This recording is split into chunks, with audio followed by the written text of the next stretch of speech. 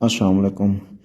یہ biology class دام کی پیرنگ سکیم ہے جس کے مطابق پیپر آئے گا، جس میں جو پہلا سیکشن ہوگا شارٹ کوسچن کا، چیپٹر نمبر 10 میں سے 3 کوسچن، 11 میں سے 3 اور 12 میں سے 2 سوال آئیں گے۔ تو اس ترتیب میں اگر آپ چیپٹر نمبر 10 اور 11 کر لیں شارٹ کوسچن کے لیے تو آپ کے پہلا سیکشن اٹیمپٹ ہو جائے گا۔ دوسرا بھی جو کوسچن ہوگا شارٹ کوسچن میں پارٹ بنے گا، چیپٹر نمبر 13 میں سے 2 ہیں، 14 میں سے 3 اور 15 میں سے 3، تو اس میں سے 14 اور 15 چیپٹر کر لیں۔